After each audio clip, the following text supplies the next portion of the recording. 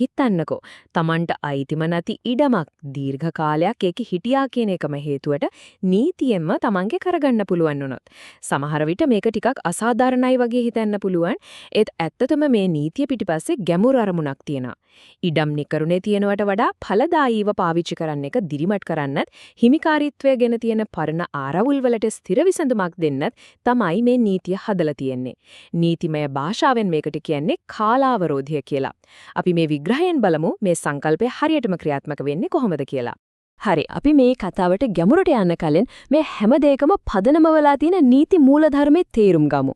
Vigilantibus et non dominantibus jura. මේක Latin කියමනක් වුණාට තේරුම හරිම සරලයි. ඒ කියන්නේ නීති උදව් කරන්නේ ඇහැ අරගෙන තමන්ගේ අයිතිවාසිකම් ගැන හොයලා බලන අයට විතරයි නිකම්ම නිකන් නිදාගෙන ඉන්න අයට නෙවෙයි. අන්න ඒක තමයි කාලාවරෝධය කියන සංකල්පය පිටිපස්සේ තියෙන හරය. ඒකින් කියවෙන්නේ තමන්ගේ දේපල ගැන අවධානයෙන් ඉන්න එකේ වගකීම අයිතිකරුටම පැවරෙනවා කියන එකයි. ඉතින් මේ කාරණාව අපි කඩලා බලමු. මුලින්ම මොකක්ද මේ කාලාවරෝධය කියන්නේ? ඊළඟට අර අවුරුදු 10 රීතිය. ඒකට ඕන කරන ප්‍රධාන කුළුණු තුන. ඊට පස්සේ මේ ඔක්කොම නවත්තන්න පුළුවන් විදිහ නීතියෙන් ආරක්ෂා වෙන අය කවුද කියන එක සහ අවසාන වශයෙන් මේ හැම දෙයකින්ම අපිට ගන්න තියෙන පාඩම මොකක්ද කියලා අපි කතා කරමු. හරි. එහෙනම් පටන් ගමු. පළවෙනි කොටස කාලාවරෝධය කියන්නේ මොකක්ද? මේකේ ඇත්තටම පැති දෙකක් තියෙනවා. හොඳයි. මේ කාලාවරෝධය කියන එකේ වර්ග දෙකක් තියෙනවා. එකක් තමයි අත්කරගැනීමේ කාලාවරෝධය. සරලවම කිව්වොත් කාලයක් තිස්සේ ඉඳලා අයිතියක් ලබා ගන්න එක. අනිත් එක තමයි නිර්වාපන කාලාවරෝධය. ඒ කියන්නේ යම් අයිතියක් ඉල්ලන්න තියෙන කාලය පැනපු ගමන් ඒ අයිතිය නැති වෙලා යන එක. හැබැයි අපි අද වැඩිපුරම අවධානය දෙන්නේ අර පළවෙනි එකට. ඒ කියන්නේ කොහොමද කෙනෙක්ට දීපලක අයිතියක් ලැබෙන්නේ කියන එකට. දැන් අපි එනවා දෙවෙනි කොටසට අවුරුදු 10 නීතිය. මේක හරියට අයිතිය දිනා ගන්න යන ගමනක කවුන්ට්ඩවුන් එකක්. ඒ කියන්නේ ගණන් කිරීමේ ඔරලෝසුවක් වගේ. ශ්‍රී ලංකාවේ නීතියේ විශේෂයෙන්ම අපදාහ 871 අංක 22 දරන කාලාවරෝධ ආඥා පනත කියන විදිහට මේ කවුන්ට්ඩවුන් එක සෙට් කරලා තියෙන අවුරුදු 10කට. ඒ කියන්නේ යම් යම් කොන්දේසි ටිකක් සම්පූර්ණ කරලා අවුරුදු 10ක් ඉඩමක් භුක්ති විඳොත් අන්න ඒකේ අයිතිය ලබා ගන්න දොරක් කැරෙනවා. හරි. එල්ලම් තුන්වෙනි කොටස කුළුණු 3. දැන් මේ අවුරුදු 10 කවුන්ට්ඩවුන් එක වැග කරන්න නම් ඒක නිකන්ම වෙන්නේ නැහැ.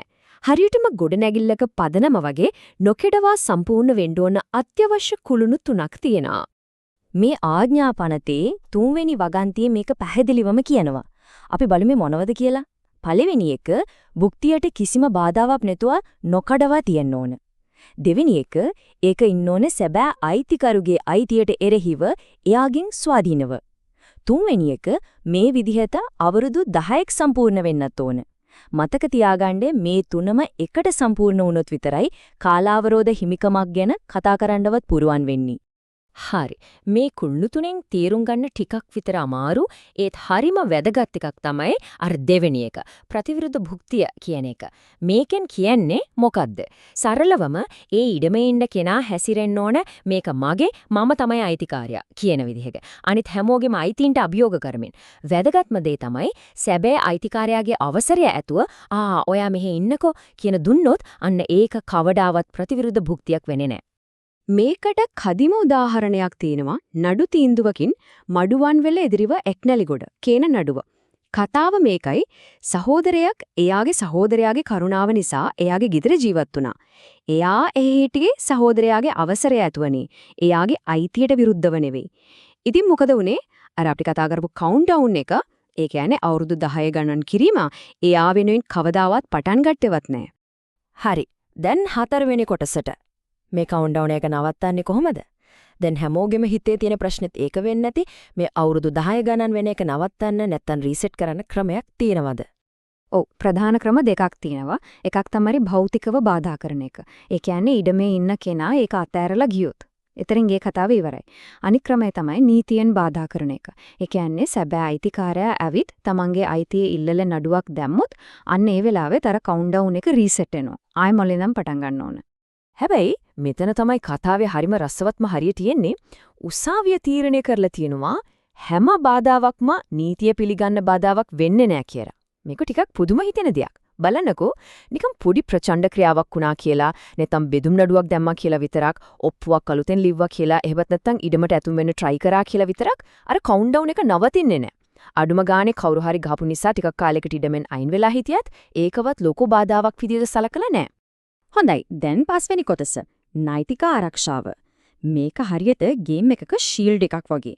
මේ කවුන්ට්ඩවුන් එක සමහර අයට විරුද්ධව වැඩ කරන්නෙම නැහැ. නීතියෙන්ම ඒ අයට ආරක්ෂාවක් දීලා තියෙනවා. ආඥා පනතේ 13 වෙනි වගන්තිය තමයි මේ ගැන කතා කරන්නේ. ඒ අනුව මේ අශක්නුතා තියෙන අයිතිකාරයන්ට විරුද්ධව කාලාවරෝධය ඉල්ලන්න බෑ. කවුද ඒ අය? බාලවයස්කාරයයි ඒ කියන්නේ ළමයි. දරුණු මානසික දුබලතා තියෙන අය. ඒ වගේම මුහුදින් එතර ඉන්නේ කියන්නේ ලංකාවෙන් පිට ඉන්න අයිතිකාරයන්ට විරුද්ධවත් මේ නීතිය ක්‍රියාත්මක වෙන්නේ නැහැ. හැබැයි හැම රීතියකටම වගේ මේකටත් ව්‍යතිරේකයක් තියෙනවා. ඒකත් 13 වෙනි වගන්තියමයි තියන්නේ. කෙනෙක් එක දිගට නොකඩවා අවුරුදු 30ක් දේපලක් භුක්ති විඳොත් අන්න එතනදී අර කලින් කිව්ව ෂීල්ඩ් එක අර අශක්නුතා කිසිම දෙයක් බලපාන්නේ නැහැ. අවුරුදු 30 කියන්නේ නීතියේ තියෙන අවසාන සීමාව. ඒකෙන් පස්සේ තර්ක නැහැ. හරි. එහෙනම් අපි යනවා අපි අවසාන කොටසට. මේ හැම දෙයකින්ම අපි ඉගෙන ගන්න ඕන වැදගත්ම දේ මොකක්ද? හොඳයි. අපි මේ කතා කරපු දේවල් වලින් මතක තියාගන්න ඕන ප්‍රධානම කරුණු ටික ඉක්මනට බලමු. 1. අවුරුදු 10ක් එක දිගට බාධාවක් නැතුව අයිතිකාරයා වගේ ඉඳලා ඉඩමක අයිතිය දිනා ගන්න පුරුවන්. 2. සැබෑ අයිතිකාරයා නඩු දැම්මොත් හරි ඉඩමේ ඉන්න කෙනා අතෑරලා ගියොත් හරි අර කවුන්ට්ඩවුන් එක නවතිනවා. 3. බාලවයස්කාරයෝ වගේ අයට නීතියෙන් විශේෂ ආරක්ෂාවක් තියෙනවා. ඒත් මේ හැම දෙයකම වඩා වැදගත්ම දේ තමයි මේ නීතියේ යටි අරමුණ. ඒකෙන් ඉඩම් ආරවුල් වලට විසඳුමක් දෙන ගමන්ම අපිට කියලා දෙනවා තමන්ගේ දේපල ගැන අවධානයෙන් ඉන්න සුපරීක්ෂාකාරී වෙන්න කියන එකේ වටිනාකම. මතකනේ අපි මුලින්ම කතා කරපු කියවන නීතිය උදව් කරන්නේ ඇහැරගෙන ඉන්න අයට මිසක් තමන්ගේ අයිතිවාසිකම උඩ නිදාගෙන ඉන්න අයට නෙවෙයි. ඉතින් අහන තියෙන ප්‍රශ්නය තමයි කෙනෙක් තමන්ගේ අයිතිවාසිකම් ගැන ඇහැරගෙනද ඉන්නේ?